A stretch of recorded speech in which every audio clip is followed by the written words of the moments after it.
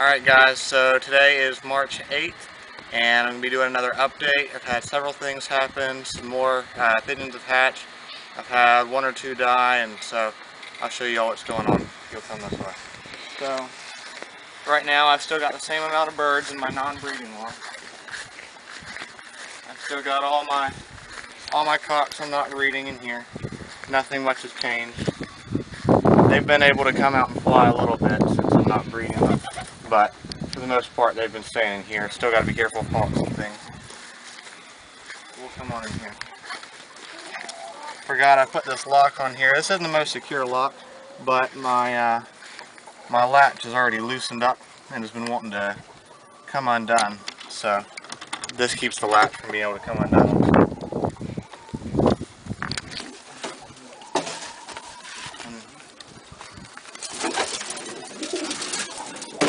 You gotta come in and close the door.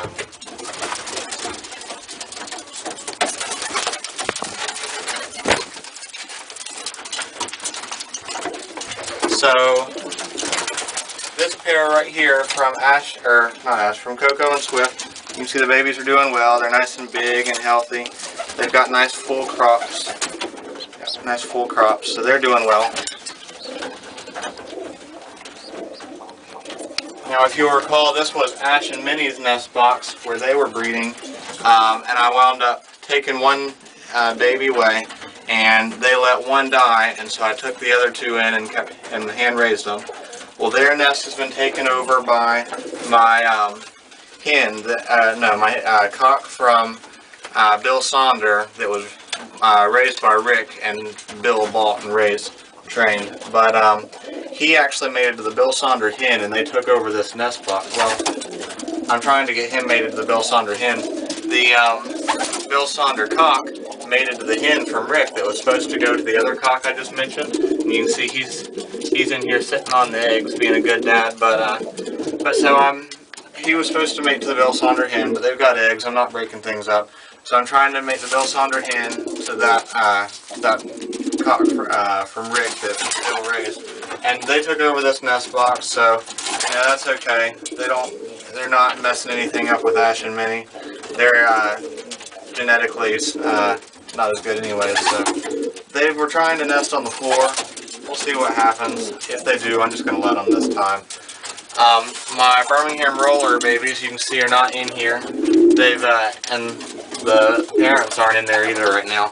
I took them inside about 2 days ago, being hand raised for the silent auction, so they can be bred and trained as rollers, or they can be kept inside as pets. Since they're siblings, I'll be selling them individually. Usually pigeons are sold in pairs, but I wouldn't want it to be a cock and a hen and them to mate up a sibling pair. It probably wouldn't be too bad the first time, but it's just not as good. We don't want all that inbreeding. And then if they're the same gender, then, you know, they'll just be fighting with each other all the time. So the white racing homer youngsters are doing all right. You can see that one was coming over here to see me. All right, sorry the video cut out, guys, but I was going to show you all. See, the white youngsters, they're doing okay. This one was coming over to see if I had any food. They'll eat out of my hand.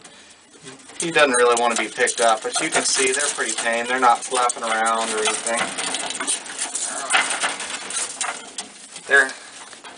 This is what you want your birds to be like. I mean, he's not running right up to me, of course. I'm not his best friend. It's not really a pet, like an inside pet, like my parakeet. But you can see he's pretty calm and he's sitting in my hand. See, if I reach over here, I can get this other white baby too. Caught it with one hand. That wasn't very difficult. Reach over there, pick it up. So that's what you want from your birds. That's what I want for mine anyways. It just makes everything go over so much easier. And when they're tamer like that, they don't stress out as easily either. See, we got Swift up here. I don't know if y'all remember, but she had a shoulder injury. She had a shoulder injury to her right wing, and I was giving her prednisolone or something. I can't remember what it's called. It's a steroid, and I wasn't able to tell if it really helped, if that plus the rest really helped her very well, because she's been in here. But the other day she slipped by me going out the door and flew around for a little bit, and I could see she did heal just fine. While I've got her in my hand, I'll take a moment to show you. Look at this wing. This is a really nice grizzle, and once I get done breeding race birds, I'm going to pair her back to her son who's over there in the non-breeding loft, because I really want to get out some more grizzles. Hopefully he's got it in him. I don't recall at the moment whether a grizzle is dominant or recessive. If it's dominant, then I know he doesn't have it, and I won't do that because there's no point in inbreeding for no reason. Especially with birds I won't be able to race, or at least not in the young bird race. But if it's recessive, then I'll breed her back. I keep feeling like some birds pecking my foot.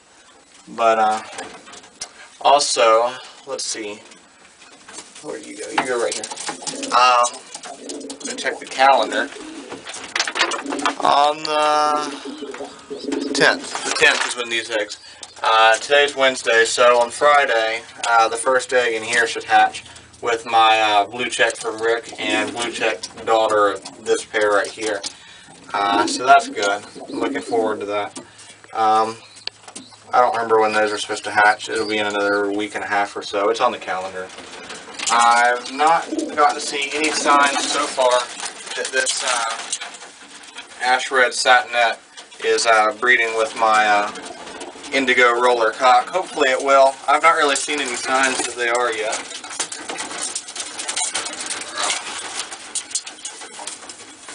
But for those of y'all that don't know, this roller is being paired up to this satinet. I'm trying to create frill stencil rollers. It'll probably take a few years, but these two are going to be paired up.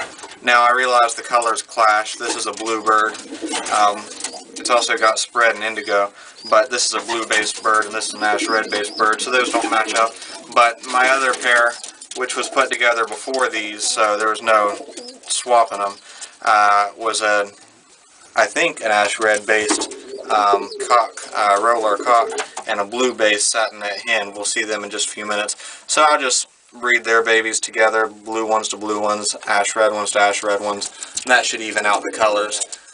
But I do need to put more water in here. They're going through water really quickly, and I filled up these milk jugs yesterday morning and they're empty now. You don't want to let your water run out in your breeding loft, because if without water they can't feed the babies, and if they do feed them, it might be too thick and gum up their crops. So you want to watch out for that. And I also have to keep an eye on other things like this satinet hen. Looks pretty comfortable over here in that nest box. And it's entirely possible that the cock I'm trying to get to pair up to my Bill Sonder hen could pair up with this satinet hen, so I need to keep an eye on that. I did have them in here, and it wouldn't be a bad idea to put them back. Here's the hen here. This is a nice thick-bodied hen. She's ready to go. Once I get her breeding, she's in good condition. You don't want them to be too thin when they start breeding, though, to be honest, you only have so much control over. I had that roller hen started breeding, and then she went thin, or went light, but point over here and see this, and I don't like to grab them by the wing like this, but this is not a tame bird, and now I'm actually trying to figure out if this is the right one. I think that's the hen. Yeah, that's the hen that paired up to this Bill Sonder cock. So yeah, I've got the right one. And for comparison, while we're looking at it right now, these are both blue bars with orange bands, and I don't remember who has which number. So while we're looking at them, I will go ahead and point out, you can see, maybe I can bring them over here in the light. This is a really a larger bird. If I were to compare it next to that one, this is a larger bird. You can see he's got a little bit larger wattle. He's an older bird. You can see his head is just a little bit, his eye is a little bit lower, centered on his head. You can see there's a little bit more of a crown to his head right here. Whereas, and this Bill Sonder hen, if I can catch her, is a really good example of a hen. Aha, look at that. Skills. But she's a good example of a hen. You can see she doesn't have as much of a crown. Her eye is a little bit heavier set on her head, and her nose sear is a little bit smaller too, but she's also an older bird, so the nose sear is not necessarily going to be that much of a difference. That's another hen right there. I know her just by looking at her. She's going to come over here and She wants to see if I have any food. But this is also a little bit smaller bird. And this pair in here that I just put in here, they have a water jug in there that still has water in it. But I need to refill these up here. I think that's all I was going to show you guys in here. But now we're going to head down to my individual breeding, or my little breeding loft. It's just an individual loft for one pair down there. And I'll show you all the roller frill cross, and they've also got a Foster Homer underneath them. You can cut it. Alright guys, so now we're down here at my little individual loft. This is actually, used to be a rabbit hutch, but I've got one pair in here. And there's plenty of advantages to having a loft like this if you have a pair that you want to make sure is the of their lineage. You know, you want to make sure that the hen doesn't breed with another cock. You can put it in here also if you're having trouble getting them to breed. Isolating them from any other pigeons and just keeping them in here will should do the trick. So these babies are kind of young. See, here's eggshell from where they've been hatching. But I wouldn't recommend messing with babies or parents too much when they're real young. But I'll show you these birds real quick. Just got stuff on my finger. But here's the roller. I got to be careful not to let that Satinet out. This roller is trap trained to the loft, the non-breeding loft up there. I could get him back, but that Satinet I couldn't. So here he is. You see he's got two odd feathers right there, which I would want to work on getting rid of. Maybe that one right there if I was like showing this bird or something, but I'm not. One thing I really do like is he's got this all white tail, and he doesn't have any ash red gray feathers mixed in there. And I'm pretty sure he's an ash red. I've gotten some feedback on my rollers saying that these aren't ash red spreads, and I believe that, but I don't know exactly what is going on here.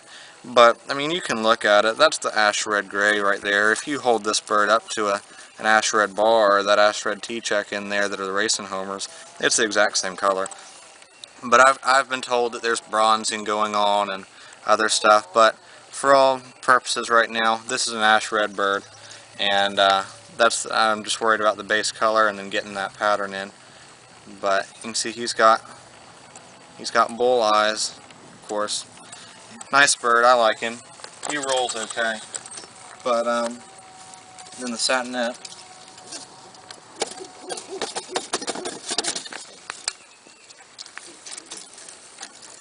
Very angry Satinet. She's got some feathering on her legging, which I'd kind of like to get away from a little bit when I work on my cross. You can see she's got white ends of her wings too, so I'm sure that they'll both have the white wings. I'm not sure how tail color is going to work out. You can see she's got the white bar on her tail, and I'm not sure if he has spread or not, but I'd like to keep away from spread because I want to keep this white bar in the tail, and I'd like to be able to see it. That's also, so I'm mostly probably going to do blues. I'll probably do some spread blacks, but I'm going to kind of tend to go away from ash reds because ash reds won't have this white tail bar, which I like.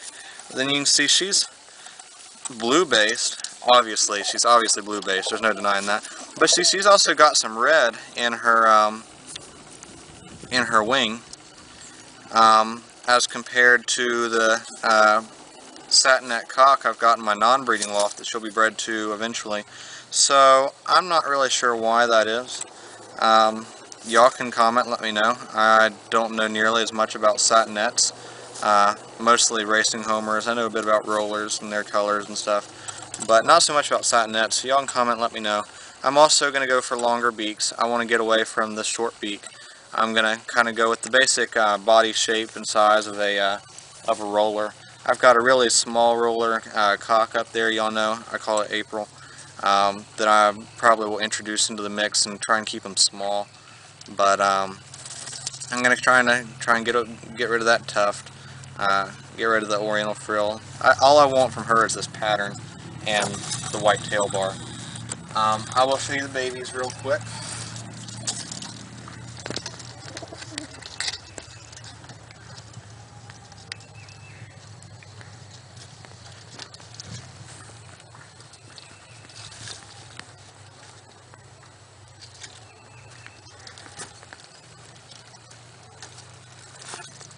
Here are their two babies. you can see they've got longer beaks. Their beaks are a little bit short, but not Satinet short, so that's good. When I'm breed crosses back together, this generation, F1 from them to F1 from that pair up there, once I get them breeding, I expect to get long beaks. You can't really see anything about any colors or anything yet. I mean, they're only like this one's 3 days, this one 2 days old, I think, something like that. So they pretty much just look like normal squabs. We'll see how they turn out once they're a little bit older. I'll keep y'all up to date on that. Right now there's not really anything to see.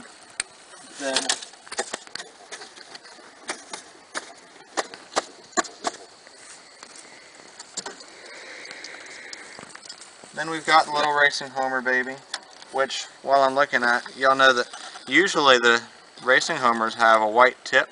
They usually have a dark beak with a white tip on it, and this one doesn't. So I don't know. I don't remember. I mean, I brought this egg back from Rick's from one of his breeding lofts, so we'll see what it looks like. But that is interesting. I hadn't really taken a look at it yet, so I hadn't noticed that its beak was like that. But we're going to head back up there now. Alright, so now we're over here at the non-breeding loft, and I was going to show y'all.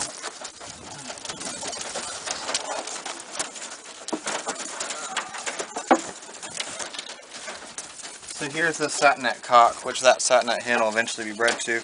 And you can see it doesn't have so much of that. Now that I'm looking at it, I actually can see a little bit of that reddish color blended into it, but it's really faint, so I don't really know what's going on with that. Y'all can comment and let me know. And this one's an older one. You can see his cere is bigger. Makes his beak look even smaller.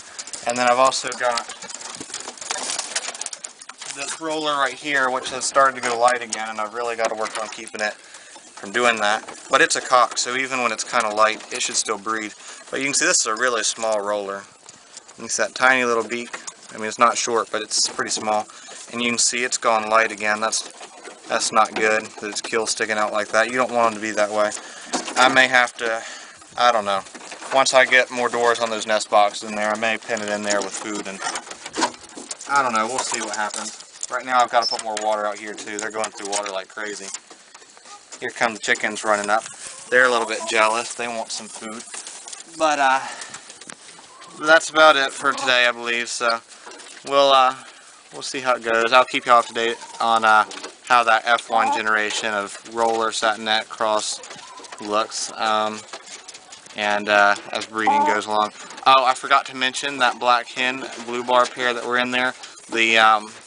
The black hen, they abandoned their eggs, and then a couple days later the black hen hurt her wing to where she can't fly. Nothing seems to be broken, but her elbow joint is really swollen on her right wing. So I've got them in the house, the cock for moral support and her to keep her resting. I've got medicating her, and we'll see how things go, and hopefully it'll heal quickly and I'll get her back out here and get some babies out of them. We'll see. But thanks for watching, guys. Remember to like and subscribe for more videos, more updates as we go along. And be sure to give me some feedback on those Satinets especially, because I don't know as much about them, and y'all have the experience. So let me know. Thanks for watching. Alright guys, so I completely forgot to show you all the babies I've got inside. And while I was talking about tameness with the pigeons, I thought I'd show you. Now this is a tame bird, but Nina's doing real well. Oh well. She won't hurt anything. But she's doing much better. She rides around my shoulder and everything. She's just over here on the bed. Here she is. But I'll show you the babies. So over here we've got the older ones, and you see in the background right here, this is the medicine I'm giving the pigeon. I got my leg bands over here. But you can see them in there. I've got to keep them in this cage or they will come out. They won't stay in nest box at this age. Hopefully Bentley doesn't poop on my dresser door because I don't have to clean it up. But here's Bentley now. You can see how much bigger and older he is. Obviously a blue bar. He won't go back in there. I'm going to put him back in there before he poops. But you can see he's getting his wings in. But he's got a little nub of a tail. But they're doing better. Here's the youngest one I've got. You can see it's much smaller, still pretty naked. But and then I've got one more in there. One of them died. But I've still got 3 in there. Nina's chiming in with the babies. So If I can get there we go, a lot. And then over here I've got the little babies. You can see they're pushing on the washcloth. There they go. But I've got them on this heating pad. These are the two rollers that I'm going to raise for the silent auction. You can see with this one, its head's pretty light, its beak's light. I think it'll probably have a white head like its dad. You can see on its wing there, it's going to have a few white feathers on that wing. Less on here, there's 2 right there. We'll see how it turns out. That's about all I can tell right now. And it's time to feed them. They're all hungry. And then this one's a little bit darker. We'll see. I can see that there's, where are they? Right there, you can see 2 little white feathers there. He doesn't have any on his wing, but he does on his tail. On the lighter colored one also on his tail. I don't know how well you can see in the video, but there's several white pin feathers there. So that should go pretty well. This heating pad, I've got it on low. The heating pad I have just has this little dial right here. If it'll focus. I don't know if it's going to focus, but that's off, low, medium, and high. Maybe, there we go, now you can see it. So it's on low. And they're probably only going to need it like this for 2 or 3 more days, and then they'll probably be alright on their own, especially by themselves. So just got them covered up with this washcloth. But yeah, there's that. I've got to put bands on. These won't have bands because they're rollers and all I have are these Racing Homer bands. I don't have any NTA bands or anything. We can look down here. My brother let one of his blankets fall in here. This is what it's like to live with a 4-year-old. We have bunk beds, and this is his bed. And it gets all over the room, all his blankets. But down here, I just got them in a racing basket. You can see they have a nest box in there. I'm not trying to breed them in here, but there's nothing I can do to stop them from it. So I figured I might as well give them the option to make their nest on something I can pick up. But instead, they're making it over here. But here they are. This hen went light. She'll come here. I'm not going to fight her. But she's got her elbow joint on her left wing, or right wing. My left, her right. It's real swollen up. Hopefully I'll get some eggs out of them. Hopefully I'll get some babies bred out of them this year. If I do, though, it'll be a little bit later. By the way, I don't know if y'all have seen my training basket, but, well, this is my training basket because it was given to me, but this is not the one I built, and this one's way better. Got the door over here. Mine has a door like this that comes down, but this one's got a wood frame with this cloth material, and it's very light. It's easy to pick up, but mine is made out of 2x2s and plywood and thicker dowels, and let me tell you, it's like carrying around a concrete block, especially once you get birds in it.